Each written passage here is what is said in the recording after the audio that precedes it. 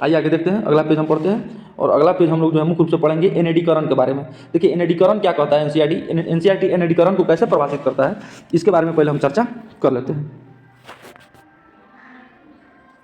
तो देखिए एनएडीकरण का जो है मुख्य रूप से अगर हम कंसेप्ट देखेंगे मेरे भाई, तो एनएडीकरण क्या कहता है इसके बारे में जानते हैं। देखिए एनएडीकरण एल्युमिनियम पर मोटी ऑक्साइड की परत बनाने की प्रक्रिया है। सबसे पहले बात की एल्युमिनियम पर जो है मोटी ऑक्साइड की परत बन रहा है, जिसको हम एनएडीकरण कह रहे हैं। वायु के संपर्क में आने पर एल्युमिनियम पर ऑक्साइड की पतली परत का जो है क्या होता है, पतली परत का जो है निर्माण होता है। एल्युमिनियम ऑक्साइड की परत इसे संक्षारण से बचाती है, संक्षारण से बचाती है, जंग लगने से बचाती है। इस परत को मोटा करके इसे संक्षारक से अधिक सुरक्षित किया जा सकता है। एनएडीकरण के लिए एल्युमिनियम की एक साफ वस्तु को एनोड बनाकर, देखिए यहाँ एनोड बनाकर तनु सल्फ्यूरिक अम्ल, एनोड बनाकर तनुक सल्फ्यूरिक अम्ल, और तनुक सल्फ्यूरिक अम्ल का फॉर्मूला होता है H2SO4, H2SO4 याद रखिएगा, तनुक सल्फ्यूरिक अम्ल H2SO4 के साथ इसका विद्युत अपघटन किया जाता है। एनोड पर उत्सर्जित ऑक्सीजन गैस एल्युमिनियम के साथ अभिक्रिया करके ऑक्साइड की एक मोटी परत बनाती है। इसी ऑक्साइड के परत को आसानी से रंगकर एल्युमिनियम को आकर्षक वस्तुएं बनाई जा सकती है। मुख्य रूप से जो है हम ये समझ लेंगे कि एनोड जो होता है या एनएडीकरण जो होता है उसमें क्या होता है। तो एनएडीकरण में क्या होता है कि एल्युमिनियम की एक साफ वस्तु को एनोड बनाकर, यानी उसको हम पहले एनोड बना लेते हैं, फिर तनिक सल्फ्यूरिक अम्ल यानी H2SO4 के साथ उसका क्या करते हैं, वैद्युत अपघटन किया जाता है। क्वेश्चन पूछ सकते हैं एनएडीकरण में निम्नलिखित में से कौन सा होता है, वैद्युत अपघटन होता है। याद रखिएगा वैद्युत अपघटन होता है, जो कि एनोड बनाकर किया जाता है, उसमें सल्फ्यूरिक अम्ल के साथ जो है वैद्युत अपघटन किया जाता है। उसके बाद क्या होता है कि एनोड पर उत्सर्जित ऑक्सीजन गैस एल्युमिनियम के साथ अभिक्रिया करके ऑक्साइड की मोटी परत बनाती है, और इस ऑक्साइड की परत को आसानी से रंगकर एल्युमिनियम की आकर्षक वस्तु बनाई जा सकती है। मोटा मोटी क्वेश्चन आपका यहाँ से यही बन सकता है। आगे देखते हैं एनसीईआरटी लाइन बाय लाइन में हम आपका स्वागत है, और कंटिन्यू आप देखिए। अगर अच्छा लगे और लगता है कि हमारे एग्जाम के लिए ओरिएंटेड है और एग्जाम के लिए इतना मेहनत अगर किसी ट्यूटर के द्वारा किया जा रहा है, तो बेशक आप इसको जो है और शेयर कीजिए और अपने और सारे मित्रों के पास भेजिए, ताकि और जो है इसको लोग पढ़कर जो और अपनी एनसीईआरटी की क्लैरिटी जा सके। अब आगे देखेंगे, उन धातुओं के नमूनों को सोडियम सबसे अधिक अभिक्रियाशील है, मैग्नीशियम धीमी अभिक्रिया करता है, यह सोडियम की अपेक्षा कम अभिक्रियाशील है, लेकिन ऑक्सीजन के दहन करने में हमें जिंक, आयरन, कॉपर और लेड की अभिक्रियाशीलता का पता नहीं चलता। कुछ अभिक्रियाओं को देखकर हम इन धातुओं की अभिक्रियाशीलता के बारे में हम पता लगा सकते हैं या प्रयास कर सकते हैं। यहाँ सब जो है, यहाँ से कुछ नहीं है, मैं पहले पढ़ चुका हूँ। और यहाँ जो है मुख्य रूप से यहाँ से जो है बात निकल कर सामने आएगा, और यहाँ से जो बात निकलेगा वो मुख्य रूप से आपको ज़्यादा आपके लिए वैल्यूएबल है। और बात क्या है, तो यहाँ से मुख्य रूप से आप ये जो है पूरा लाइन जो है पहले यहाँ से ध्यान से पढ़िए, फिर आपको समझ में आएगा। ठीक है, आइए कलर चेंज करेंगे। जल के साथ अभिक्रिया करके धातु हाइड्रोजन गैस धातु ऑक्साइड उत्पन्न करती है। जो धातु ऑक्साइड जल में घुलनशील है, जल में घुलकर धातु हाइड्रोक्साइड प्रदान करते हैं। देखिए ध्यान से समझिए, जो धातु के ऑक्साइड कहाँ घुलनशील है, जल में घुलनशील है, तो जल में घुलकर धातु के हाइड्रा ऑक्साइड प्रदान करेंगे। क्या प्रदान करेंगे, धातु के हाइड्रोक्साइड प्रदान करेंगे। लेकिन सभी धातुएं जल के साथ अभिक्रिया भी नहीं करती है, ये भी जो एनसीईआरटी कह रहा है। समझ रहे हैं आप। अब देखते हैं, धातु और जल आपस में रिएक्शन करेंगे तो बनाएंगे धातु के ऑक्साइड और हाइड्रोजन, और धातु के ऑक्साइड अगर फिर जल से मिलेंगे तो वो बनाएंगे क्या, धातु के हाइड्रोक्साइड। अब यहाँ से हम एग्जांपल देखते हैं, तो एग्जांपल से आपको ज़्यादा समझ में आएगा। पोटेशियम जो है जल से रिएक्शन किया तो पोटेशियम हाइड्रोक्साइड बनाया, और इसमें जो हाइड्रोजन गैस निकला और उसमें ऊर्जा निकला।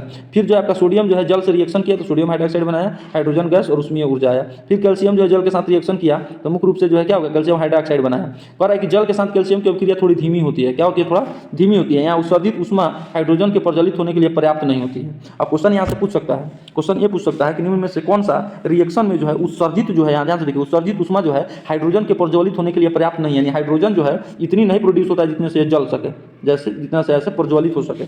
तो आंसर हो जाएगा कैल्शियम। यानी कैल्शियम जो भी जल के साथ रिएक्शन करता है तो कैल्शियम हाइड्रोक्साइड तो बनाता है, लेकिन इतने मात्रा में हाइड्रोजन गैस इसमें से नहीं निकल पाता है, जिसकी वजह से जो है उसका उत्सर्जित ऊष्मा जो है प्रज्वलित होने के लिए पर्याप्त हो। तो इस चीज़ को आप याद रखिएगा, यहाँ से डायरेक्ट क्वेश्चन आपका बन सकता है। अगला लाइन हम मुख्य रूप से देखते हैं और फिर हम इस पर विचार करते हैं। क्योंकि उपरोक्त अभिक्रिया में उत्पन्न हाइड्रोजन गैस की बुलबुले कैल्शियम की धातु की सतह पर चिपक जाते हैं और कैल्शियम तारना प्रारंभ कर देता है। ठीक है, मैग्नीशियम शीतल जल के साथ अभिक्रिया नहीं करता। शीतल जल यानी ठंडा जल के साथ मैग्नीशियम जो है प्लस यहाँ लिख लीजिए ठंडा जल और बराबर देखिए मेरे प्यारे भाई नो रिएक्शन। मैं कह ना रहा हूँ, बेस्ट जो है आपको जो है यहाँ पे कंटेंट मिल रहा है और बेस्ट एक्सप्लेनेशन के साथ आप एनसीईआरटी पढ़ रहे हैं। नो रिएक्शन, मैग्नीशियम ठंडा जल के साथ नो रिएक्शन, परंतु गर्म जल के साथ अभिक्रिया करके मैग्नीशियम हाइड्रोक्साइड और हाइड्रोजन गैस उत्पन्न करता है। यानी मैग्नीशियम जो है जब भी रिएक्शन करेगा, अभिक्रिया करेगा तो गर्म जो है जल के साथ करेगा। देखिए कितना बड़ा बात है। उसके बाद जो है बुलबुले मैग्नीशियम धातु की सतह पर चिपक जाते हैं, यानी हाइड्रोजन गैस के बुलबुले मैग्नीशियम धातु पर चिपक जाते हैं और ये भी तैरना क्या कर देते हैं, प्रारंभ कर देते हैं। अल्युमिनियम, आयरन तथा जिंक जैसी धातु है ना तो शीतल जल के साथ अभिक्रिया करती है और ना ही गर्म जल के साथ अभिक्रिया करती है, लेकिन भाप के साथ अभिक्रिया करके धातु के ऑक्साइड और हाइड्रोजन प्रदान करती है। This is very big line, और हमको लगता है कि एनसीईआरटी का बहुत बड़ा लाइन है और मुझे लगता है कि इस लाइन पर आपको सबको जो है विचार करना चाहिए और सबको इसको दिमाग में रखना चाहिए। जब एनसीईआरटी पढ़ रहे हैं तो लाइन बाय लाइन पढ़ेंगे। एल्युमिनियम, आयरन और जिंक। देखिए एल्युमिनियम एल्युमिनियम और आयरन तथा जिंक, यानी एल्युमिनियम, आयरन, आयरन का होता है Fe और जिंक Zn, ये तीनों ऐसे हैं जो ना तो शीतल जल के साथ, ना तो ठंडा जल के साथ, ना ही गर्म जल के साथ अभिक्रिया करते हैं। अभिक्रिया करते हैं तो किसके साथ? भाप के साथ। तो हमेशा याद रखिएगा एल्युमिनियम और आयरन और जिंक जो है हमेशा किसके साथ रिएक्शन करेंगे? वेपर के साथ। वेपर के साथ आपका रिएक्शन करेंगे, VAPOUR, वेपर के साथ आपका रिएक्शन करेंगे और तब ये धातु के ऑक्साइड और हाइड्रोजन प्रदान करेंगे। तो यहाँ से मुख्य रूप से अगर देखिएगा तो क्वेश्चन बन सकता है कि कौन ऐसे जो है तत्व हैं जो मुख्य रूप से जो है ना गर्म से जो है रिएक्शन करते हैं और ना जो है ठंडे जल से रिएक्शन करते हैं। तो आंसर हो जाएगा एल्युमिनियम, आयरन और जिंक। अगला है टॉपिक हमारा, क्या होता है जब धातु अम्ल के साथ अभिक्रिया करती है? तो देखिए धातु जब भी अम्ल के साथ अभिक्रिया करेगा तो लवण और हाइड्रोजन गैस बनाएगा, इसमें कोई दिक्कत नहीं है। इस चीज़ जो है आपको पहले भी जो है बता दिया गया है, आप पहले जो है आप उसको पढ़ते रहिएगा। और दूसरा चीज़ जो है आप यहाँ देखिए, इस चीज़ को हम पहले बता चुके हैं कि आप इस लाइन को भी याद रखिएगा। सावधानी भी कभी कभी हमको जो है यहाँ से क्वेश्चन बन जाता है, और क्वेश्चन जहाँ से भी बनेगा मेरे प्यारे भाई वहाँ से हम पढ़ने की कोशिश करेंगे, क्योंकि एग्जाम में हमको जो है साइड होकर आना नहीं है। तो सोडियम तथा पोटेशियम को नहीं लीजिए, क्योंकि वो ठंडे जल के साथ भी तेजी से अभिक्रिया करते हैं। तो सोडियम और पोटेशियम जो है ठंडे जल के साथ भी तेजी से अभिक्रिया करता है। इस लाइन से हमको यहाँ निकल कर सामने आया है।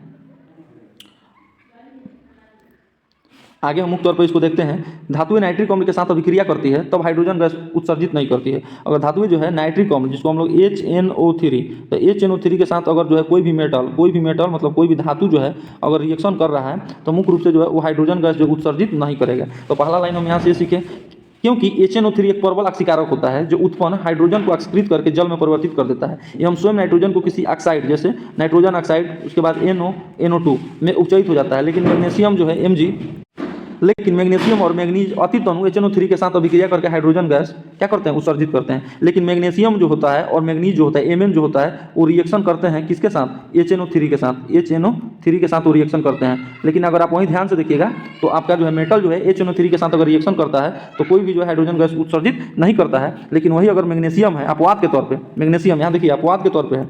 हर एक चीज़ का जो है साइंस में अपवाद है। अपवाद के तौर पर अगर आप इस लाइन को देखिएगा, हटाओ भाई, यहाँ से देखिए इस लाइन को देखिए, अपवाद के तौर पर अगर आप देखिएगा तो मैग्नीशियम और आपका जो है यहाँ पे मैग्नीशियम और फिर यहाँ मैग्नीज, ये जो है रिएक्शन करता है किसके साथ? तो HNO3 के साथ, और क्या बनाता है? हाइड्रोजन गैस बनाता है। लेकिन अधिकांश धातु जो है आपका अधिकांश धातु जो है HNO3 के साथ जो है रिएक्शन करके H2 नहीं बनाता है, लेकिन केवल जो है बनाता है कौन? मैग्नीशियम और मैग्नीज। इस चीज़ को आप याद रखिएगा। इस वीडियो को आपको मेरे अनुसार 2 बार देखना चाहिए। 2 बार देखिएगा तो क्लैरिटी आपको और बढ़ जाएगा और आपको जो है साइंस में पकड़ बन जाएगी। आगे देखते हैं। आपने देखा होगा कि बुलबुले बनने के का दर मैग्नीशियम के साथ सबसे अधिक थी। इस स्थिति में अभिक्रिया का सबसे अधिक ऊष्माक्षेपी थी। अभिक्रियाशीलता इसी क्रम में घटती है। जैसे आपका दिया गया है ई, मैग्नीशियम, एल्युमिनियम, जिंक और फेरम यानी आयरन। कॉपर की स्थिति में ना तो बुलबुले बनते हैं ना ही ताप में कोई परिवर्तन होता है। इससे पता चलता है कि कॉपर तनु HCl के साथ अभिक्रिया नहीं करता है, यानी कॉपर जो है HCl के साथ अभिक्रिया नहीं करता है। ठीक है, तो देखिए NCERT का लाइन है और यहाँ से जो है डायरेक्ट। और कल हमसे एक बच्चा भी क्वेश्चन पूछा था कि क्या सर कॉपर HCl के साथ अभिक्रिया करता है? तो नहीं, कॉपर HCl के साथ अभिक्रिया नहीं करता है। और मुख्य तौर पर हम ये बात और जान लेते हैं कि यहाँ पे देखिएगा मैग्नीशियम, एल्युमिनियम, जिंक और जो है फेरम जो है, देखिए मुख्य रूप से अगर आप देखिएगा ना तो अभिक्रियाशीलता का अगर बात होगा तो मुख्य तौर पे आप कह सकते हैं कि सबसे ज़्यादा अभिक्रियाशील क्या होता है? मैग्नीशियम होता है, फिर क्या होता है? एल्युमिनियम होता है, फिर क्या होता है? जिंक होता है, फिर फेरम होता है। इधर जो ऐसे दो मुंह ऐसे रहता है ना, इधर की तरफ रहता है वो बड़ा होता है। जैसे यहाँ 4 हो गया, यहाँ 3 हो गया, तो 4 और 3 में जो है कौन बड़ा है? 4 बड़ा है, यानी डबल मुंह जो है इधर रहेगा और सिंगल वाला जो है वो 3 की तरफ रहेगा। तो इससे जो है हमको यह निष्कर्ष निकलता है, यहाँ से जब आप ध्यान से देखिएगा तो यहाँ यह निष्कर्ष निकलता है कि मैग्नीशियम, एल्युमिनियम और जिंक और फिर फेरम यानी लोहा को अगर आयरन को देखिएगा तो आयरन से ज़्यादा अभिक्रियाशील जिंक है, जिंक से ज़्यादा अभिक्रियाशील एल्युमिनियम है और एल्युमिनियम ज़्यादा जो है मैग्नीशियम। कोई दिक्कत है? नहीं। तो चलिए आगे जो है हम इस बॉक्स को जो है पढ़ते हैं और इस फिर बॉक्स को जब पढ़ेंगे तो हमें जो है ज़्यादा क्लैरिटी आएगा। अब आइए ध्यान से हम देखते हैं कि एक्वारिजिया क्या होता है। इसके बारे में हम समझने की जो है कोशिश करेंगे कि मुख्य तौर पे एक्वारिजिया का क्या काम है हमारे दैनिक जीवन में और एक्वारिजिया होता क्या है। आइए देखते हैं। एक्वारिजिया जो है आपका वो रॉयल जल का लैटिन शब्द है। जो रॉयल जल जो होता है, रॉयल वाटर जिसको हम लोग बोलते हैं, रॉयल वाटर का जो है वो लैटिन वर्ड है, रॉयल वाटर का जो है लैटिन शब्द है।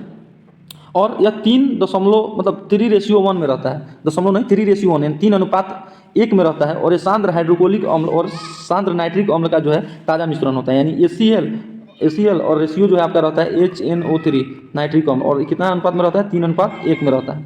ठीक है, या गोल्ड को गला सकता है, जबकि दोनों में से किसी अम्ल में अकेले यह क्षमता नहीं होती है कि एक बार रेजिया यानी भभकता द्रव्य होने के साथ साथ प्रबल संचारक है, या उन अभिकर्मकों में से एक है जो गोल्ड और प्लेटिनम को गलाने का समर्थ रख सकता है। देखिए इस लाइन को अगर आप फिर से पढ़िएगा एक बार ध्यान से, तो आप इतना ही समझिए कि रेजिया का अनुपात होता है 3.1 और ये HCl और मुख्य रूप से जो है HNO3 का जो है रेशियो होता है, जिसमें 3:1 का जो है रेशियो बनता है। और दूसरा साथ कि अगर किसी एक का भी अगर हम अम्ल ले लेते हैं, अम्लीय विलयन ले लेते हैं, तो ये क्षमता नहीं है कि ये जो है गोल्ड यानी सोना को गला सके, ऐसी क्षमता नहीं है। जब भी चाहिए तो दोनों साथ के रेशियो में चाहिए। उसके साथ साथ ये कर सकता है कि ये गोल्ड और प्लेटिनम दोनों को गलाने में समर्थ रख सकता है। तो आप एक रेजिया से ये मत केवल समझिएगा कि केवल जो है गोल्ड को ही हम लोग गला सकते हैं, एक रेजिया से हम लोग जो है प्लेटिनम को भी जो है हम लोग गला सकते हैं, ठीक है ना। तो यहाँ से ऐसे क्वेश्चन बन सकता है। अगला जो हमारा टॉपिक है, अगला टॉपिक जो है हमारा मुख्य रूप से अन्य धातु को लवणों की विलयन के साथ धातु कैसे अभिक्रिया करती है। यानी मान लीजिए कि धातु अन्य धातु जो है लवणों के विलयन के साथ कैसे अभिक्रिया करती है।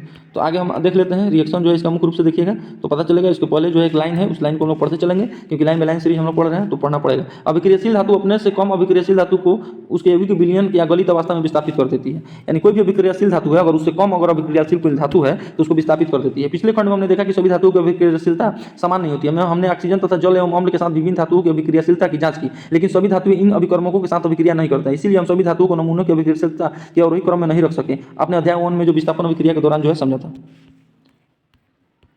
मुक्त तौर से जो हम आगे जब पढ़ेंगे तो आगे हमारा ए लाइन जो है मुक्त तौर से शुरू होगा, और शुरू क्या होगा तो ये आपका धातु है और ये आपका लवण विलयन है। तो धातु यानी मेटल जो है अब आपका रिएक्शन करेगा किसके साथ, साल्ट के साथ, मान लीजिए लवण के साथ, और रिएक्शन करके बनाएगा लवण का विलयन और धातु। तो लवण का विलयन भी बन जाएगा और फिर आपका क्या बन जाएगा, धातु भी बन जाएगा। और इस चैप्टर का जो है ये बहुत बड़ा सीरीज है, ये चैप्टर का जो है बहुत बड़ा जो यहाँ सीरीज है, और इसको हम लोग बोलते हैं सक्रियता श्रेणी।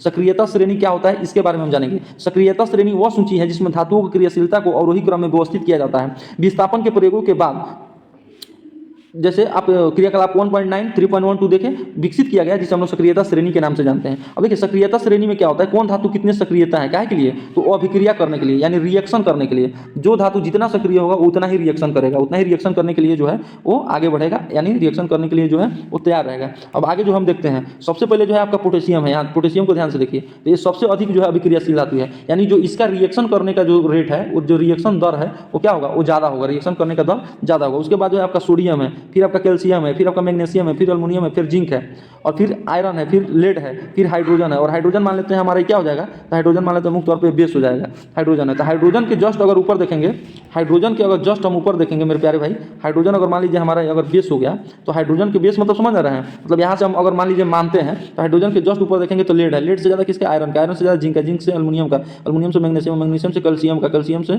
सोडियम का, सोडियम से पोटेशियम का। पोटेशियम जो है एकदम रैंक 1 पे है, सबसे ऊपर कौन है तो पोटेशियम है, रैंक 1 पे कौन है, पोटेशियम है। और हाइड्रोजन से हम क्या करते हैं, माप रहे हैं। तो अगर मान लीजिए इसको अगर हमको देखना है ट्रिक के तौर पे, तो हम इसके ट्रिक के तौर पे जो हम कैसे देख सकते हैं, तो ट्रिक के तौर पे हम ऐसे जो है देख सकते हैं। इसका विशेष ट्रिक क्या बन सकता है, ऐसे बनाइए, पोसो कैमे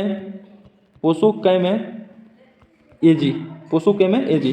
पो से जो आपका पोटेशियम, सो से आपका सोडियम, कै से कैल्शियम, में से मैग्नीशियम, ये से आपका जो है एल्युमिनियम, और जे से आपका जिंक। यानी यहाँ तक जो है आपका मुख्य रूप से जो है आप याद रखिएगा, पोसो कैमे एजी, पोसो कैमे एजी, पोसो कैमे एजी, ये आपका ट्रिक जो है यहाँ याद रखिएगा। उसके बाद जिंक के बाद आप इतना दिमाग में रखिएगा कि जिंक के बाद क्या है, जिंक के बाद है आपका आयरन, आयरन के बाद क्या है लेड, और उसके जस्ट बगल में हाइड्रोजन, हाइड्रोजन जो कि हम अभी बेस मान के चल रहे हैं। तो हाइड्रोजन बेस हो गया, तो हाइड्रोजन बेस हो गया, तो हाइड्रोजन के ऊपर जो है आपका क्या हो गया, हाइड्रोजन के ऊपर जो है आपका मुख्य रूप से, हाइड्रोजन के ऊपर से मुख्य रूप से आपका क्या हो जाएगा, तो आपका हो जाएगा लेड, और लेड के ऊपर से हो जाएगा आयरन। हाइड्रोजन के जस्ट अगर नीचे देखते हैं तो कॉपर होता है, कॉपर से जस्ट नीचे देखते हैं तो मरकरी होता है, मरकरी के जस्ट नीचे देखते हैं तो सिल्वर होता है, सिल्वर के जस्ट नीचे देखते हैं तो गोल्ड होता है। और सबसे कम जो है क्रियाशील जो होता है, अभिक्रियाशील, वो गोल्ड होता है। गोल्ड जो है अपना जल्दी रिएक्शन करना नहीं चलता है, ये किंग होता है, राजा होता है एकदम, जो इसको रिएक्शन से कोई मतलब नहीं होता है। जबकि पोटेशियम जो एकदम क्या होता है, हमेशा जो अलर्ट रहता है, हमेशा जो है रिएक्शन करने के लिए एकदम तैयार रहता है। ठीक है, तो ऐसे आप लोग याद रखिएगा, ट्रिक रहेगा पोसो कैमे एजी, पोसो कैमे एजी, पोसो कैमे एजी, 5 बार बोलिए मेरे साथ, पोसो कैमे एजी, आपको याद रहेगा। फिर यहाँ हाइड्रोजन, आप इसको जो है हाइड्रोजन को बेस ले लीजिए, बेस से ऊपर क्या है, लेड है, बेस ऊपर लेड है, लेड के ऊपर आयरन है, उसके बाद क्या है नीचे तांबा है, हाइड्रोजन के जस्ट नीचे तांबा है, तांबा के नीचे मरकरी है। अब अभिक्रियाशील धातु के हम आपको बताते हैं, अभिक्रियाशील धातु का मुख्य रूप से जो है क्या काम है। अब जैसे मान लीजिए हाइड्रोजन हो गया, तो मैं बताया कि हाइड्रोजन आपका बेस हो गया। अभी हाइड्रोजन जो है ये नीचे जो है रिएक्शन नहीं कर सकता है, मतलब बहुत जो है अभिक्रियाशीलता जो है इसकी बहुत कम रहेगी रिएक्शन करने की, लेकिन वही ऊपर जो है धड़ धड़ धड़ धड़ धड़ धड़ धड़ रिएक्शन जो है शुरू हो जाएगा। तो यही काम है। चलिए आगे बढ़ते हैं।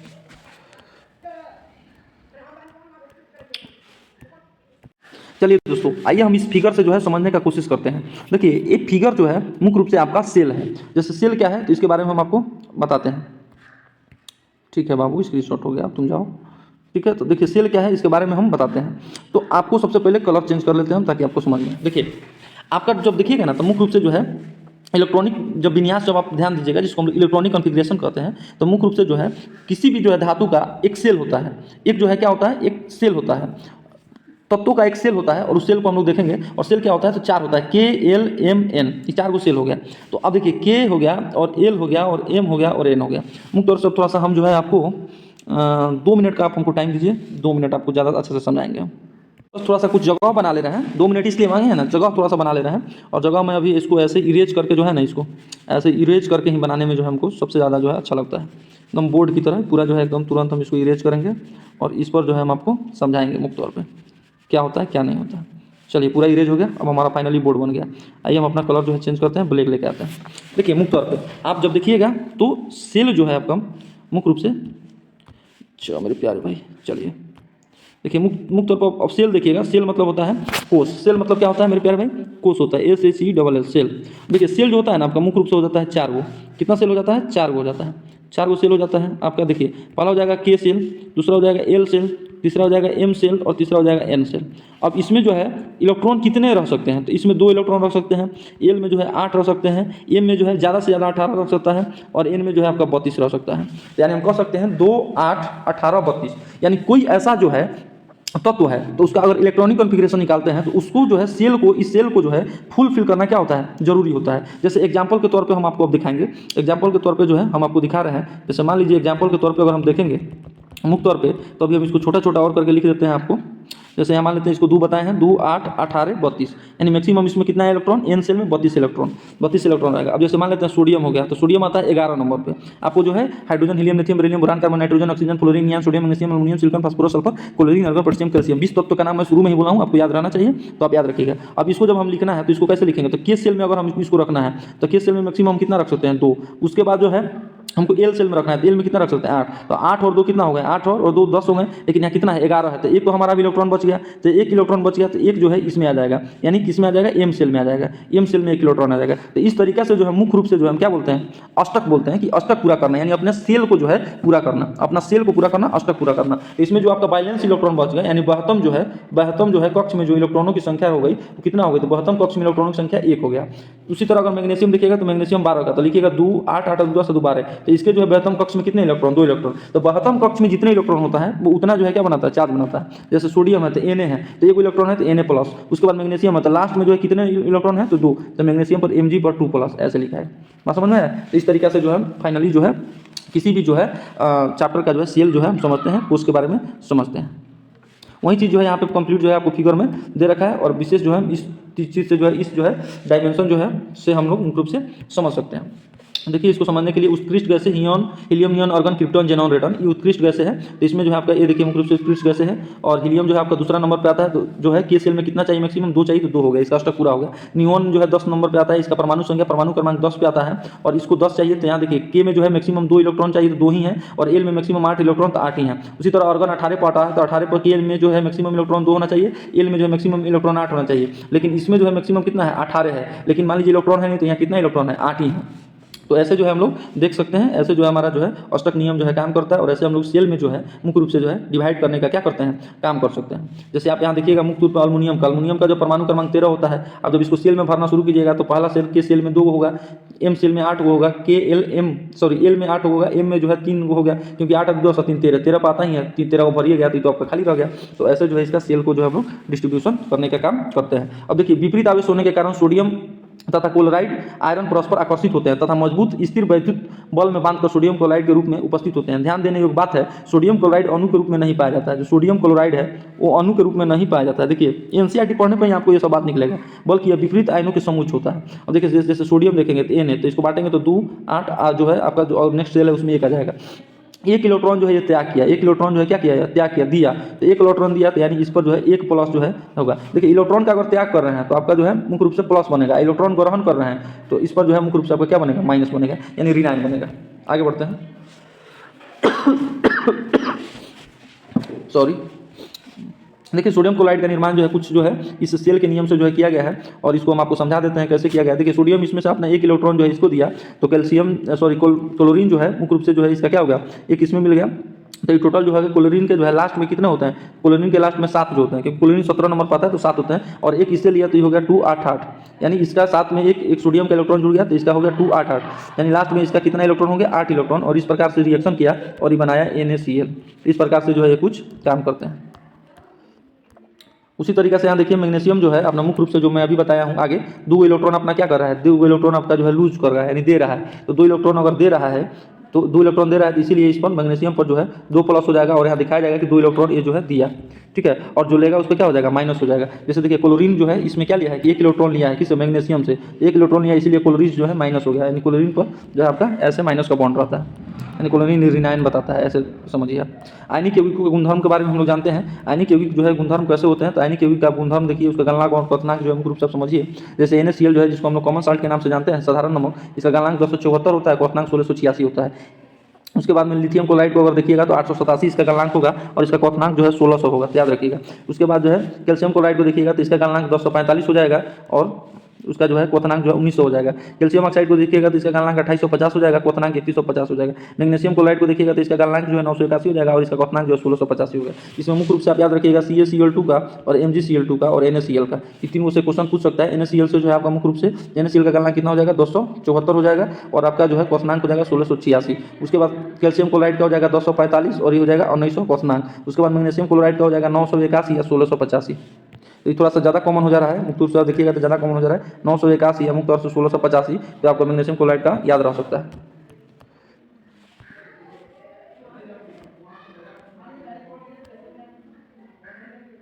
देखिए अब इस लाइन को हम लोग मजबूती से पढ़ेंगे, और आयनिक यौगिक जो मतलब यौगिक जो है जो आयन बनाते हैं, आयनिक यौगिक के निम्नलिखित गुणधर्मों पर हमको ध्यान देना होगा। देखिए प्राकृतिक भौतिक प्रकृति क्या होता है, धन एवं ऋण आयनों के बीच मजबूत आकर्षण बल के कारण ही आयनिक यौगिक ठोस एवं थोड़े कठोर होते हैं, यानी धन एवं ऋण आयन दोनों रहता है। यौगिक समांतर भंगुर होते हैं और दाब डालने पर टुकड़ों में यह टूट जाते हैं, यानी प्रेशर से जो है टूट जाते हैं। गलनांक और क्वथनांक क्या होता है, किसका हम पढ़ रहे हैं, आयनिक यौगिक का। तो आयनिक यौगिकों का गलनांक एवं क्वथनांक बहुत अधिक होता है। जो भी आयनिक यौगिक होते हैं उनका गलनांक एवं क्वथनांक बहुत अधिक होता है, क्योंकि मजबूत अंतर आयनिक आकर्षण को तोड़ने के लिए ऊर्जा पर्याप्त मात्रा की आवश्यकता होती है। उसके बाद उसकी जो है हम लोग घुलनशीलता के बारे में जो है देखेंगे। घुलनशीलता के बारे में जो है क्या लिखा है NCERT, वैद्युत संयोजक यौगिक समांतर जल में घुलनशील तथा किरोसिन पेट्रोल आदि जैसे विलायकों में अभिलय होते हैं। विद्युत चालकता, किसी विलयन में विद्युत के चालन के लिए आवेशित कणों की गतिशीलता आवश्यक होती है। उसके बाद जो है आयनिक यौगिकों का जलीय विलयन में आयन उपस्थित होते हैं। जब विलयन में विद्युत धारा प्रवाहित की जाती है तो ये आयन विपरीत इलेक्ट्रोड की ओर गमन करने लगते हैं, और ठोस अवस्था में आयनिक यौगिक विद्युत का चालन नहीं करते हैं। ठोस अवस्था में जो है यहाँ देखिए मुख्य रूप से ठोस अवस्था में जो आयनिक यौगिक है वो विद्युत का चालन नहीं करता है, यानी कोई भी आयनिक यौगिक है वो ठोस में विद्युत का चालन नहीं करता है, क्योंकि ठोस अवस्था में दृढ़ संरचना के कारण आयनों की गति संभव नहीं है, क्योंकि ठोस अवस्था में दृढ़ संरचना होती है जिसकी वजह से आयनों की गति में संभव नहीं है। तो क्वेश्चन पूछ लेता है कि आयनिक यौगिक जो है क्या ठोस अवस्था में विद्युत का चालन करते हैं, तो नहीं, क्यों नहीं करते हैं, क्योंकि दृढ़ संरचना होने के कारण आयनों की गति जो है संभव नहीं होती है। ठीक है, आगे देखते हैं। लेकिन आयनिक यौगिक गलित अवस्था में विद्युत का चालन करते हैं। गलित मतलब आप समझ सकते हैं द्रव, क्योंकि गलित अवस्था में विपरीत आवेश वाले आयनों के मध्य स्थिर विद्युत आकर्षण बल उष्मा के कारण कमजोर पड़ जाता है। किसके कारण कमजोर पड़ जाता है, उष्मा के कारण, या हीट जो है उसको क्या कर देता है, लूज कर देता है विद्युत आकर्षण बल को, जिसके कारण जो है वो चालन कर जाते हैं। इसीलिए आयन स्वतंत्र रूप से गमन करते हुए विद्युत का चालन करते हैं। इसलिए हम कह सकते हैं आयन जो है आपका फ्रीली रूप से यानी स्वतंत्र रूप से जो है गमन करते हुए विद्युत का जो है क्या करते हैं, चालन करते हैं। इस लाइन से हमको यही पता चला। अब देखिए धातु की प्राप्ति कैसे होती है, तो इसके लिए थोड़ा सा हम जो है ज्योग्राफी की कुछ बात पढ़ेंगे। पृथ्वी की भूपटि धातुओं का मुख्य स्रोत है। समुद्री जल में भी सोडियम क्लोराइड, मैग्नीशियम क्लोराइड आदि जैसे कुछ विलय लवण उपस्थित रहते हैं। पृथ्वी की भूपटि में प्राकृतिक रूप से पाए जाने वाले तत्वों यौगिक को खनिज कहते हैं। देखिए यहाँ से पढ़िए, पृथ्वी की भूपटि में प्राकृतिक रूप से पाए जाने वाले तत्वों के यौगिक को हम लोग क्या करते हैं, खनिज कहते हैं। कुछ स्थानों पर खनिजों में कोई विशेष धातु काफी मात्रा में होती है जिसे निकालना लाभकारी होता है, इसे खनिजों का हम लोग क्या कहते हैं, अयस्क बोलते हैं। यानी खनिज से हम लोग अयस्क बोलते हैं, खनिज से ही अयस्क निकालते हैं। धातु का निष्कर्षण, धातु की सक्रियता श्रेणी के बारे में, धातु को सक्रियता श्रेणी के बारे में पढ़ चुके हैं, इसलिए आप आसानी से समझ सकते हैं कि अयस्क से धातु का निष्कर्षण कैसे होता है। कुछ धातुएं भूप्रपट्टी में स्वतंत्र अवस्था में पाई जाती है, तो कुछ धातु अपने यौगिकों के रूप में मिलती है। सक्रियता श्रेणी के नीचे आने वाली धातुएं सबसे कम अभिक्रियाशील होती है, ये स्वतंत्र अवस्था में पाई जाती है। उदाहरण के लिए गोल्ड, सिल्वर, प्लेटिनम, कॉपर स्वतंत्र अवस्था में पाए जाते हैं। कॉपर एवं सिल्वर अपने सल्फाइड या ऑक्साइड के अयस्क के रूप में संयुक्त अवस्था में भी पाए जाते हैं। अभी NCERT पढ़ रहे हैं तो लाइन बाय लाइन एक बार पढ़ लेते हैं, क्या कह रहा है क्या नहीं कह रहा है। सक्रियता श्रेणी के सबसे ऊपर धातु है जिसको हम लोग याद कर रहे हैं, कैल्शियम, सोडियम, फिर यहाँ पोटेशियम, सोडियम, कैल्शियम, मैग्नीशियम और अमोनियम। इतनी अधिक अभिक्रियाशील होती है कि ये कभी भी स्वतंत्र के रूप में नहीं पाई जाती है, यानी स्वतंत्र नहीं पाई जाती, क्योंकि हमेशा अभिक्रियाशीलता जो आपने दिखाती रहती है। सक्रियता श्रेणी के मध्य में धातु है जैसे Zn, Fb, Pb अभिक्रियाशीलता के मध्यम होती है। पृथ्वी के भूपटल पर यह मुख्यतः ऑक्साइड, सल्फाइड और कार्बोनेट के रूप में पाई जाती है। ये ऑक्साइड के रूप में या सल्फाइड के रूप में या कार्बोनेट के रूप में पाई जाती है। आप देखेंगे कि कई धातुओं का ऑक्साइड होते हैं। ऑक्सीजन की अत्यधिक अभिक्रियाशीलता एवं पृथ्वी की इसके प्रचुर मात्रा में पाए जाने के कारण ऐसा होता है। इस प्रकार अभिक्रियाशीलता के आधार पर हम धातु को निम्नलिखित 3 वर्गों में विभाजित कर सकते हैं। निम्न अभिक्रियाशील धातु, मध्यम अभिक्रियाशील धातु, उच्च जो है आपका अभिक्रियाशील धातु। ठीक है, अब देखते हैं इसका जो है इधर फिगर बना हुआ है। इस फिगर को जो है हम लोग मुख्य रूप से जो है समझने का थोड़ा सा छोटा करके हम लोग काम करेंगे। ठीक है, इस फिगर को हम लोग मुख्य रूप से समझने का काम करेंगे। मैं थोड़ा सा जो है कुछ अपना बोर्ड जो है साफ करूँगा, बोर्ड बनाने का कोशिश करूँगा, कुछ बोर्ड जो है ऐसे बनाने की कोशिश करूँगा और फिर आपको जो है मुख्य रूप से समझाने का हम कोशिश करते हैं। ठीक है, चलिए हमारा बोर्ड बन चुका है। अब हम क्या करेंगे, पेंसिल चेंज करेंगे और यहाँ पर कलर बदल लेंगे। देखिए मुख्य रूप से देखिएगा तो देखिए ये जो है आपका ऊपर का जो मैं पीछे वाला भी बताया हूँ, तो ऊपर का जो मुख्य रूप से आप देखिएगा तो ये जो है आपका मोर जो है रिएक्टिव जो है आपका एलिमेंट है, ये सबसे ज़्यादा जो है अभिक्रियाशील है। उसके बाद जब इसको देखिएगा तो मुख्य रूप से मध्यम अभिक्रियाशील होगा। नीचे वाला को देखिएगा निम्न वाला, बीच में यहाँ पर एक हाइड्रोजन होता है, इसलिए जो है जो कि बेस का काम करता है। अब मुख्य रूप से देखते हैं तो इसका जो है जैसे पोटेशियम हो गया, सोडियम हो गया, कैल्शियम हो गया, मैग्नीशियम हो गया, अल्युमिनियम हो गया। मुख्य रूप से जो है इसका जो है हम लोग काम करते हैं कैसे, विद्युत अपघटन से। उसके बाद जो है आपका जिंक हो गया, फिर जो है Fe हो गया, आयरन हो गया, Pb मतलब लोह, लेड हो गया मतलब प्लम्बम बोलते हैं इसको, लेड यहाँ लिख देते हैं, लेड हो गया, या Cu कॉपर हो गया। इसका जो है हम लोग करते हैं कार्बन उपयोग से अपचयन करते हैं इसका। दूसरा जो आपका सोना और चांदी हो गया, प्रकृति का अवस्था में इसकी उपस्थिति होती है। इस तरीके से कुछ काम करता है। अयस्कों के समृद्धीकरण के बारे में हम लोग जानते हैं, तो आइए अयस्कों के समृद्धीकरण के बारे में हम लोग पढ़ लेते हैं। पृथ्वी से खनिज अयस्कों में मिट्टी, तेल, यहाँ ध्यान से देखिए इसको, पृथ्वी से खनिज अयस्कों में मिट्टी, रेत आदि जैसी कई अशुद्धियाँ होती है जिन्हें गैंग कहते हैं। ठीक है, पृथ्वी से जो है खनिज अयस्कों में मिट्टी, रेत में आदि जैसी कई अशुद्धियाँ होती है जिन्हें हम गैंग कहते हैं। धातु के निष्कर्षण से पहले अयस्कों से अशुद्धियों को हटाना आवश्यक होता है। अयस्कों से गैंग हटाने के लिए जिन प्रक्रियाओं का उपयोग होता है वे एवं गैंग के भौतिक रासायनिक गुणधर्मों पर आधारित होते हैं। इसे पृथक्करण के लिए विभिन्न तरीका जो है अपनाया जा सकता है। अब आइए इस जो है थोड़ा सा हम चार्ट को समझ लेते हैं। बहुत ज़्यादा छोटा करेंगे तो नहीं पढ़ा पाएगा, लेकिन धीरे धीरे हम इसको ऐसे करके पढ़ सकते हैं। देखिए ये आपका अयस्क है। सबसे पहले अयस्क का क्या होगा, सांद्रण होगा। जब सांद्रण होगा तो एक हो जाएगा उच्च अभिक्रियाशील धातु, एक हो जाएगा मध्यम अभिक्रियाशील धातु, एक हो जाएगा निम्न अभिक्रियाशील धातु। उसके बाद जैसे ये जो बटेगा यहाँ से, तो मुख्य तौर पर देखिए उच्च अभिक्रियाशील धातु में बढ़ जाएगा गलित धातु का विद्युत अपघटन, जिसमें आपको शुद्ध धातु यहाँ से प्राप्त होगा। मध्यम अभिक्रियाशील धातु को जब हम बांटेंगे तो कार्बोनेट का अयस्क और सल्फाइड का अयस्क में बदल जाएगा। तो हमेशा याद रखिए कार्बोनेट और सल्फाइड जो है किससे बनते हैं, मध्यम अभिक्रियाशील धातु से बनते हैं। निम्न अभिक्रियाशील धातु को अगर बांटेंगे तो सल्फाइड का ही अयस्क बनाएगा। जब कार्बोनेट अयस्क को हम लोग निष्पादन करेंगे और सल्फाइड अयस्क को भर्जन करेंगे, और यहाँ के जो है निम्न अभिक्रियाशील धातु के सल्फाइड अयस्क को जब हम भर्जन करेंगे तो हमको क्या प्राप्त होगा, ये आगे के जो इस चार्ट में हम देख सकते हैं। तो आगे जो है हम लोग को प्राप्त होगा मुख्य रूप से धातु के ऑक्साइड का अपचयन होगा, तो धातु का शोधन होगा। यहाँ से भर्जन करने के बाद धातु होगा, धातु के बाद प्रशीकरण होगा। इस प्रकार हमको जो है धातु प्राप्त करने का तीनों अभिक्रिया से जो है मतलब तीनों अभिक्रियाशील धातु से प्राप्त करने का जो है हमारा क्या था, प्रक्रिया था। अयस्कों से धातु निष्करण का प्रयुक्त जो है चरण था। तो आप याद रखिएगा हमेशा जो है मध्यम से जो है आपका कार्बोनेट का अयस्क, सल्फाइड का अयस्क, और जो निम्न वाला था, निम्न वाला से मुख्य रूप से एक ही निकलेगा सल्फाइड का अयस्क। निम्न वाला में जो है आपका भर्जन होगा। निम्न वाला में क्या होगा, भर्जन होगा। क्वेश्चन यहाँ से ये बनाता है, केवल पढ़ लेना नहीं है, क्वेश्चन कैसे बनता है इसको भी हम लोग धीरे धीरे समझ के चलेंगे तो ज़्यादा बेहतर होगा। यहाँ से क्वेश्चन ये पूछता है कि निम्न अभिक्रियाशील धातु से जो है निम्न में से क्या होता है, तो सल्फाइड अयस्क का क्या किया जाता है, तो भर्जन किया जाता है। जबकि इसमें भी जो है आपका सल्फाइड अयस्क का भर्जन किया जाता है। जबकि कार्बोनेट का अयस्क का क्या किया जाता है, निष्पादन किया जाता है। कार्बोनेट का अयस्क का जो है मुख्य रूप से क्या किया जाता है, तो कार्बोनेट का अयस्क का जो है मुख्य रूप से निष्पादन किया जाता है। जबकि जो है धातु का जो मेन जो होता है, जो कि उच्च अभिक्रियाशील धातु से जो निकलता है, उसका मुख्य रूप से विद्युत अपघटन किया जाता है और इसे शुद्ध धातु जो है हमारा मुख्य रूप से क्या होता है, प्राप्त करता है। चलिए अब आगे देखते हैं सक्रियता श्रेणी के नीचे आने वाली धातुओं का जो है क्या रोल है, इसका मुख्य रूप से जो है हम पढ़ने का काम करेंगे। देखिए सक्रियता श्रेणी के नीचे आने वाली धातुएं काफी जो है अनिक्रिया होती है। इन धातुओं के ऑक्साइड को केवल गर्म करने पर धातु प्राप्त किया जा सकता है। इन सक्रियता श्रेणी की जो सबसे नीचे वाली धातु है उसको अगर हम केवल गर्म भी करेंगे तो हमको धातु मिल जाता है। उदाहरण के लिए जैसे सिनेबार, पारद, मरकरी, एक अयस्क है। वायु में गर्म करने पर सबसे पहले म्यूरिक ऑक्साइड एजीओ में परिवर्तित होता है और अधिक गर्म करने पर मर्क्यूरिक ऑक्साइड मरकरी, पारद में जो है अपचयित हो जाता है। तो यहाँ से क्वेश्चन जो है आपको बन सकता है। देखिए जो है आपका रिएक्शन जो है आपका दिया गया है और इस रिएक्शन से जो है मुख्य रूप से हम जो समझ सकते हैं। रिएक्शन से कैसे समझ सकते हैं, आइए हम इसको समझाने का आप लोग को प्रयास करते हैं प्यार से। देखिए यहाँ हाइड्रोजन सल्फाइड जो है मुख्य रूप से ऑक्सीजन के साथ रिएक्शन किया, तो यहाँ जो है क्या बनाया, HGO बनाया और SO2 सल्फर डाइऑक्साइड बनाया। फिर HGO को जो है और तापन दिए तो ये जो हाइड्रोजाइरम में बदल गया, यानी पारद में बदल गया और फिर जो है ऑक्सीजन में बदल गया। तो इस प्रकार से ये क्या जो है आपस में रिएक्शन करते हैं। इस लाइन को हम थोड़ा सा तेजी में पढ़ेंगे। सक्रियता श्रेणी के मध्य स्थित धातु का निष्कर्षण कैसे होता है? तो जो सक्रियता श्रेणी के मध्य धातु जैसे आयरन, जिंक, लेड, कॉपर अभिक्रियाशीलता मध्यम होती है। प्रकृति में यह प्राय सल्फाइड एवं कार्बोनेट के रूप में पाई जाती है। सल्फाइड या कार्बोनेट की तुलना में धातु को उसके ऑक्साइड से प्राप्त करना अधिक आसान है। इसीलिए अपचयन से पहले धातु सल्फाइड को कार्बोनेट को धातु को ऑक्साइड में परिवर्तित करना आवश्यक है। सल्फाइड अयस्क को वायु की उपस्थिति में अधिक ताप पर गर्म करने पर यह ऑक्साइड में परिवर्तित हो जाता है। यानी सल्फाइड अयस्क को जो है वायु की उपस्थिति में अधिक ताप पर जैसे हम गर्म करते हैं तो ऑक्साइड में क्या हो जाता है? परिवर्तित हो जाता है। इस प्रक्रिया को हम लोग भर्जन करते हैं। देखिए भर्जन प्रक्रिया क्या है यहाँ समझिए। भर्जन प्रक्रिया उस प्रक्रिया करते हैं जिसमें जो है क्या होता है कि सल्फाइड अयस्क को वायु की उपस्थिति में अधिक ताप पर गर्म करने पर यह ऑक्साइड में बदल जाता है, जिसे हम लोग भर्जन करते हैं। तो भर्जन में क्या चाहिए? भर्जन में आपको सल्फाइड अयस्क चाहिए, भर्जन में वायु की उपस्थिति चाहिए, भर्जन में अधिक ताप पर जो है गर्म करना होगा, तो उसको हम लोग जो है भर्जन करते हैं। कार्बोनेट अयस्क को जो है सीमित वायु में अधिक ताप पर गर्म करने से यह ऑक्साइड में परिवर्तित हो जाता है और यह प्रक्रिया निस्तापन कहलाता है। तो निस्तापन में हमको चाहिए कार्बोनेट का अयस्क, जो कि अभी पिछले बताए हैं जस्ट कुछ देर पहले, और सल्फाइड अयस्क से होगा आपका भर्जन। तो सल्फाइड अयस्क से जो है भर्जन होगा, यहाँ लिख देते हैं, सल्फाइड से जो है आपका भर्जन होगा और मुख्य रूप से जो है कार्बोनेट से जो है मुख्य रूप से आपका क्या हो जाएगा?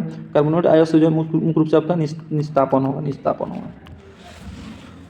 चलिए यहाँ से एक रिएक्शन हम देख लेते हैं। एक भर्जन का जो है एग्जांपल है और एक निस्तापन का है। देखिए जिंक सल्फाइड को जो है हम क्या कर रहे हैं? ऑक्सीजन के साथ, देखिए इसमें सल्फाइड एस जो है इसमें सल्फाइड जुड़ा हुआ है, ऑक्सीजन के साथ जो है तापन करा रहे हैं, जिंक ऑक्साइड और सल्फर डाइऑक्साइड बना दिया। अब यहाँ देखिए जिंक कार्बोनेट को, तो देखिए भर्जन में आपको क्या चाहिए? भर्जन में मैं बताया कि भर्जन जो है सल्फाइड चाहिए, भर्जन के लिए सल्फाइड चाहिए, क्योंकि निष्पादन के लिए क्या चाहिए? निष्पादन के लिए कार्बोनेट चाहिए। तो कार्बोनेट रहेगा तभी निष्पादन होगा। तो देखिए कार्बोनेट जो है जिंक कार्बोनेट को तापन कराएं तो जिंक ऑक्साइड और कार्बन डाइऑक्साइड बनाए।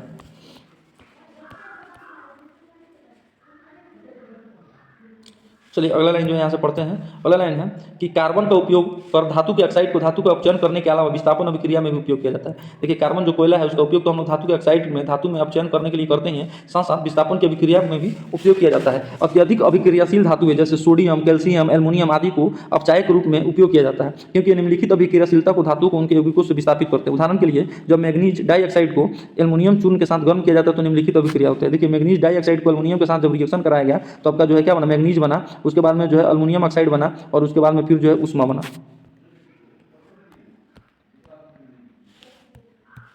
क्या आप उन पदार्थों को पहचान कर सकते हैं जिनका ऑक्सीकरण एवं अपचयन हो रहा है? यह विस्थापन अभिक्रिया अत्यधिक ऊष्माक्षेपी होता है। देखिए जो भी विस्थापन अभिक्रिया होते हैं अत्यधिक ऊष्माक्षेपी होता है। नहीं डिस्प्लेसमेंट रिएक्शन सीबीएसई वालों भाई के लिए हम बता देते हैं, डिस्प्लेसमेंट रिएक्शन इसको बोलते हैं। यह मुख्य रूप से जो है क्या होते हैं? ऊष्माक्षेपी होता है, ऊष्मा निकलता है, इसमें उत्सर्जित ऊष्मा की मात्रा इतनी अधिक होती है कि धातु के गलित अवस्था में प्राप्त होती है। वास्तव में आयरन जिसको आयरन ऑक्साइड Fe2O3 के साथ अल्युमिनियम की अभिक्रिया का उपयोग रेल की पटरी एवं मशीनी पुर्जों के दरारों को जोड़ने के लिए किया जाता है। इस अभिक्रिया को थर्मिट अभिक्रिया कहते हैं। देखिए मुख्य रूप से हम थर्मिट अभिक्रिया के बारे में समझ लेते हैं एक बार फिर से।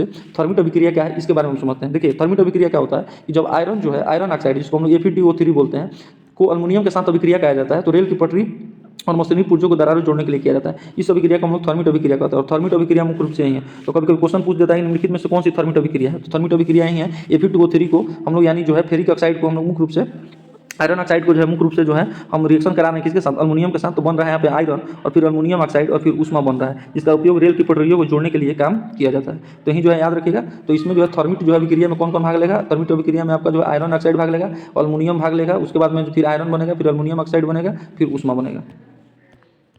सक्रियता श्रेणी में सबसे ऊपर स्थित धातु का निष्कर्षण कैसे होता है इसके बारे में हम जानते हैं। देखिए सक्रियता श्रेणी में सबसे ऊपर स्थित धातु का निष्कर्षण मुख्य रूप से होता है अभिक्रियाशीलता श्रेणी में सबसे ऊपर स्थित धातु अत्यंत अभिक्रियाशील होती है। इन्हें कार्बन के साथ गर्म करके यौगिकों से प्राप्त नहीं किया जा सकता। उदाहरण के लिए कार्बन द्वारा सोडियम, मैग्नीशियम, कैल्शियम, एल्युमिनियम आदि के ऑक्साइड का अपचयन कर उन्हें धातुओं में परिवर्तित नहीं किया जा सकता। इन धातुओं की बंधुता कार्बन की अपेक्षा ऑक्सीजन के प्रति अधिक होती है। इन धातुओं के अधिक अपघटनीय अपचयन द्वारा प्राप्त किया जा सकता है। उदाहरण के लिए सोडियम, मैग्नीशियम, कैल्शियम को उनके गलित क्लोराइडों के विद्युत अपघटन से प्राप्त किया जाता है। कैथोड पर धातु निक्षेपित हो जाती है और एनोड पर जो है क्लोरीन मुक्त होती है। अभिक्रिया इस प्रकार है, जैसे कैथोड पर अगर सोडियम जो है 1 इलेक्ट्रॉन जो है, ध्यान से देखिए 1 इलेक्ट्रॉन जो है अगर ये क्या करता है लेता है तो इस पर से जो चार्ज है वो खत्म हो जाता है, यानी सिंपल जो है सोडियम बढ़ जाता है। सोडियम जो है 1 इलेक्ट्रॉन जब देता है ना, 1 इलेक्ट्रॉन जब ये देता है तब जाकर इस पर 1 प्लस बनता है, जब लेता है तो इसका जो है खत्म हो गया, मतलब इसका चार्ज खत्म। एनोड पर जो है कैल्शियम अगर जो है मुख्य रूप से 2 इलेक्ट्रॉन अगर कर लेता है, 2 इलेक्ट्रॉन मतलब जो है अगर दे देता है तो ये मुख्य रूप से जो है क्या बन जाता है?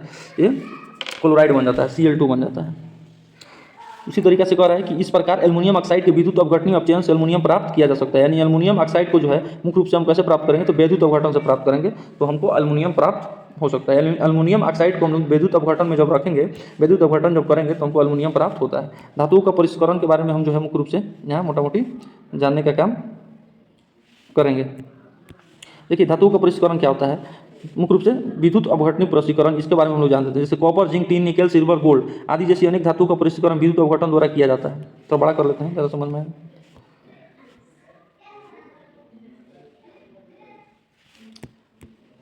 चलिए, कॉपर, जिंक, टिन और निकेल, सिल्वर, गोल्ड आदि जैसे अनेक धातुओं का परिष्करण विद्युत अपघटन द्वारा किया जाता है। इस प्रक्रम में अशुद्ध धातु को अनैड एवं शुद्ध धातु को पतली परत को कैथोड बनाया जाता है। धातु के लवण विलयन का उपयोग विद्युत अपघट्य के रूप में होता है। उपकरण व्यवस्थित किया गया है। विद्युत अपघट्य से जब धारा प्रवाहित की जाती है तब एनोड पर स्थित अशुद्ध धातु विद्युत अपघट्य में घुल जाती है और इतनी ही मात्रा में शुद्ध धातु विद्युत अपघट्य से कैथोड पर निक्षेपित हो जाती है। विलय अशुद्धियाँ विलयन में चली जाती है तथा विलय अशुद्धियाँ एनोड के तली में निक्षेपित हो जाती है, जिसे एनोड पंख कहते हैं, जिसे एनोड पंख कहते हैं। दोस्तों एनोड पंख क्या होता है इसके बारे में जो है हम समझेंगे। देखिए ये आपका कैथोड है, मुख्य रूप से क्या है आपका, एक कैथोड है और ये मुख्य रूप से आपका एनोड है। देखिए कैथोड और एनोड का काम क्या होता है इसको हम लोग देख लेते हैं। अब जानिए, धातु के लवण विलयन के उपयोग पर विद्युत अपघट्य के रूप में होता है। उपकरण में व्यवस्थित किया गया है, मतलब ये लगा दिया गया है, ठीक है। चित्र 3.12 में इसमें दिख रहा है। उपकरण में व्यवस्थित किया जाता है। विद्युत अपघट्य में जब धारा प्रवाहित होती है, मतलब जब इलेक्ट्रिसिटी जब इसमें जो है, इसमें जब इलेक्ट्रिसिटी जो है मुख्य रूप से जो प्रभावित होने का जब काम होती है, इलेक्ट्रिसिटी जब प्रवाहित होती है, धारा प्रवाहित की जाती है, तब एनोड पर स्थित अशुद्ध धातु जो एनोड जो है आपका, इस पर जो अशुद्ध धातु जो है, मुख्य रूप से अशुद्ध धातु जो है वो क्या हो जाती है, अशुद्ध धातु विद्युत अपघट्य में घुल जाती है। यानी विद्युत अपघट्य यानी इसमें जो है मुख्य रूप से क्या हो जाता है, घुल जाता है और इतनी ही मात्रा में शुद्ध धातु विद्युत अपघट्य से कैथोड पर निक्षेपित हो जाता है और घुल कर जो है मुख्य रूप से जो है जो शुद्ध धातु होता है वो आके कैथोड पर यहाँ क्या हो जाता है, जमा हो जाता है, कैथोड पर निक्षेपित हो जाता है। विलय अशुद्धियाँ विलयन में चली जाता है तथा विलय अशुद्धियाँ एनोड की तली पर निक्षेपित हो जाती है और जो भी अविलय अशुद्धियाँ है, जो विलय नहीं हो सकता है, ये वाला भाग देख सकते हैं, या कर यहाँ जमा हो जाता है, इसको हम लोग एनोड पंख के नाम से जानते हैं। ठीक है, आगे बढ़ते हैं। आई होप सबको समझ में आया होगा। एक बार जो है पुनः दोबारा देखिएगा, ज़्यादा जो है आपको समझ में आ जाएगा। क्वेश्चन मुख्य रूप से कहाँ से बनता है, क्वेश्चन बनने वाला होगा आपके, तो परेशान होने की बात नहीं है, क्वेश्चन यहाँ से बनेगा। आइए इसको एक बार लाइन बाय लाइन हम पढ़ लेते हैं, फिर आपको ज़्यादा समझ में आएगा। तांबे के विद्युत अपघटनी का प्रस्तुतिकरण, अम्लीकृत कॉपर सल्फेट का विलयन विद्युत अपघट्य है। अशुद्ध तांबा एनोड है, जबकि शुद्ध तांबे की पट्टी कैथोड पर कार्य करती है। विद्युत धारा प्रवाहित करने का शुद्ध तांबा कैथोड पर निक्षेपित हो जाती है। यानी जो शुद्ध तांबा होता है, यानी शुद्ध जो आप ऐसे समझिए, जो शुद्ध जो है धातु होगा वो हमेशा कहाँ होगा, कैथोड पर होगा। अब प्रक्रिया कहाँ से शुरू होगी, एनोड से शुरू होगी। जो सबसे लास्ट में अविलय जो है पदार्थ बन जाएगा उसको हम लोग क्या बोलते हैं, एनोड पंख के नाम से जानते हैं। संचारण क्या होता है इसके बारे में जानेंगे। देखिए संचारण मुख्य रूप से हम अध्याय 1 में पढ़ चुके हैं। खुली वायु में कुछ दिन छोड़ देने पर सिल्वर की वस्तुएं काली हो जाती है। सिल्वर को वायु में उपस्थित सल्फर के साथ अभिक्रिया करके सिल्वर सल्फाइड की परतें बनने के कारण ऐसा होती है। तो देखिए कोई भी अगर सिल्वर का अगर मान लीजिए वस्तु है और उसको हवा में अगर हम छोड़ देते हैं तो मुख्य रूप से वो जो है सिल्वर सल्फाइड बनाता है। क्या बनाता है, सिल्वर सल्फाइड बनाता है। और सिल्वर सल्फाइड जो बनता है मुख्य रूप से कौन सा रंग का होता है, तो एक काला रंग का होता है, एक काला रंग का होता है। ये बात हम नहीं कर रहे हैं, बात एनसीईआरटी कह रहे हैं। यहाँ मुख्य रूप से इस लाइन को अगर आप ध्यान से देखिएगा तो आपको ज़्यादा समझ में आएगा। और यहाँ से देखिए मुख्य रूप से कह रहा है सिल्वर की वायु की उपस्थिति में सल्फर के साथ अभिक्रिया कर सिल्वर जो है, सिल्वर सल्फाइड जो है आपका मुख्य रूप से बनता है। उसके बाद जब हम आगे देखते हैं, अगला लाइन जो है क्या है, कॉपर वायु में उपस्थित आर्द्र कार्बन डाइऑक्साइड के साथ अभिक्रिया करता है, जिससे इसकी सतह भूरे रंग की चमक धीरे धीरे खत्म हो जाती है और इस पर हरे रंग की परत चढ़ जाती है। यह हरा पदार्थ बेसिक कॉपर कार्बोनेट होता है। और यहाँ से देखिए कॉपर जो है वायु के उपस्थिति में कार्बन डाइऑक्साइड के साथ रिएक्शन करता है। Cu जो है कार्बन डाइऑक्साइड के साथ रिएक्शन करता है, ठीक है, रिएक्शन करता है, जिससे इसकी सतह जो है भूरे रंग की चमक धीरे धीरे खत्म हो जाती है और खत्म होकर जो है हरे रंग का जो है इस पर परत चढ़ जाती है और ये बेसिक कॉपर कार्बोनेट बनाता है, यानी CuCO3 कॉपर कार्बोनेट बनाता है प्रोडक्ट के रूप में। और कॉपर कार्बोनेट जो होता है कौन सा कलर का होता है, ये हरा रंग का होता है। तो कॉपर कार्बोनेट हरा होता है, जबकि रिएक्शन करने के दौरान कौन कलर का होता है, भूरा कलर का होता है। तो भूरा से किस में बदल जाता है, हरा में बदल जाता है। ये आपका प्रति उत्पाद हो गया, ये आपका प्रतिकारक हो गया। लंबे समय तक आर्द्र वायु में रहने पर लोहे भूरे रंग की पत्रकी पदार्थ की परत चढ़ जाती है, जिसको जंग कहते हैं। जंग का फॉर्मूला याद रखिएगा, Fe2O3 एक मिनट, Fe2O3 इंटू X/2O, ये आपका जंग का सूत्र है, Fe2O3 इंटू X/2O। देखिए इसका सुरक्षा हम लोग कैसे करेंगे इसके बारे में हम लोग जान लेते हैं। देखिए संचारण से सुरक्षा कैसे करेंगे, पेंट करके, तेल लगाकर, ग्रीज लगाकर, ऐसे लेपन करके। ऐसे लेपन क्या है, लोहे के वस्तु पर जो है जिंक की परत जो है चढ़ाया जाता है, जस्ते की परत चढ़ाकर क्रोमियम लेपन एनएडीकरण मिश्रित धातु बनाकर जंग लगने से हम लोग बचा सकते हैं। और देखिए ऐसे लेपन क्या है इसके बारे में जो है मुख्य रूप से हम इसको यहाँ जो है समझने का काम करेंगे। देखिए लोहे और इस्पात को जंग से सुरक्षित रखने के लिए जस्ते की पतली परत चढ़ाने की विधि को हम लोग एसोलेपन कहते हैं। जस्ते की परत नष्ट हो जाने के बाद एसोलेपन वस्तु की जंग में सुरक्षित रहती है। क्या आप इसका कारण बता सकते हैं? धातुओं के गुणधर्मों को बेहतर बनाने की अच्छी विधि मिश्रवातन है, यानी जो है मिश्र करके बनाना। इस विधि से हम इच्छानुसार धातु के अत्यंत गुणधर्म प्राप्त कर सकते हैं। उदाहरण के लिए लोहा सर्वाधिक उपयोग में आने वाली धातु है, लेकिन कभी कभी शुद्ध अवस्था में इसका उपयोग नहीं किया जाता है। ऐसा इसलिए क्योंकि शुद्ध लोहा अत्यंत नर्म नहीं होता है, क्योंकि शुद्ध लोहा अत्यंत नर्म होता है एवं गर्म करने पर सुगमतापूर्वक खींच जाता है। लेकिन यदि इसमें थोड़ा कार्बन जो है 0.05% मिला दिया जाए, देखिए शुद्ध लोहा में क्या मिलाया जा रहा है? कार्बन मिलाया जाता है, 0.05% मिला दिया जाता है तो यह कठोर तथा प्रबल हो जाता है। लोहे के साथ निकेल एवं क्रोमियम मिलाने पर हमें स्टेनलेस स्टील मिलता है। देखिए स्टेनलेस स्टील में क्या क्या मिला रहता है? तो आपका निकेल मिला रहता है, क्रोमियम मिला रहता है और लोहा मिला रहता है। तो लोहा, निकेल और क्रोमियम मिलाकर जो है आपका स्टेनलेस स्टील बनता है, जो कठोर होता है, जिसमें जंग नहीं लगता है। वास्तव में कई अन्य पदार्थ मिलाकर किसी भी धातु के गुणधर्म में बदले जा सकते हैं। यह पदार्थ धातु या धातु के कुछ भी हो सकता है। दो या दो से अधिक धातु के समांगी मिश्रण को हम लोग मिश्र धातु कहते हैं। इसे तैयार करने के लिए पहले मूल धातु में गलित अवस्था में लाया जाता है। इसके तत्पश्चात दूसरे तत्वों को निश्चित अनुपात को इसमें विलीन किया जाता है। इस पर कमरे के ताप में शीतलीकृत किया जा सकता है। अब आइए हम लोग शुद्ध सोने के बारे में जानते हैं। शुद्ध सोने 24 कैरेट का होता है तथा यह काफी नर्म होता है, इसलिए आभूषण बनाने के लिए उपयुक्त नहीं होता है। इसे कठोर बनाने के लिए इसमें चांदी, तांबा मिलाया जाता है। भारत में अधिकांश आभूषण बनाने के लिए 22 कैरेट सोने का उपयोग होता है। इसका तात्पर्य है कि 22 भाग शुद्ध सोने में 2 भाग तांबा या चांदी होता है, यानी कॉपर या सिल्वर होता है, जिसको हम एजी बोलते हैं, मिलाया जाता है। यदि कोई धातु पारद है तो इसको मिश्र धातु को अमलगम कहते हैं। यदि कोई धातु जो है पारद है तो इसके मिश्र धातु को हम लोग क्या कहते हैं? अमलगम कहते हैं। शुद्ध धातु की अपेक्षा उसके मिश्र धातु की चालकता तथा गलनांक कम होता है। उदाहरण के लिए तांबा एवं जस्ते का मिश्र धातु पीतल है, यानी तांबा का, और जिसको हम लोग जो है पिताजी के नाम से याद रखते हैं, पिताजी मतलब पी से जो है पीतल, तो से तांबा, जैसे जिंक। पीतल जो बनता है वो मुख्य रूप से तांबा और जिंक से बनता है, ठीक है। और टीन जो है मिश्र धातु कांसा विद्युत के कुचालक है। यहाँ से देखिए ताम्र एवं टीन जो कि मिश्र धातु कांसा जो है के कुचालक है, लेकिन ताम्र का उपयोग विद्युत परिपथ को बनाने में किया जाता है। शीशा एवं टीन, जिसको पीवी और एसएन बोलते हैं, मिश्र जो धातु है सोल्डर का है। तो सोल्डर में मुख्य रूप से क्या रहता है? सोल्डर में शीशा रहता है और टीन रहता है। तो टीन और शीशा का जो है क्या होते हैं? मिश्र धातु होते हैं, जिसका गलनांक बहुत कम होता है। इसका उपयोग विद्युत तारों को परस्पर वेल्डिंग के रूप में किया जाता है।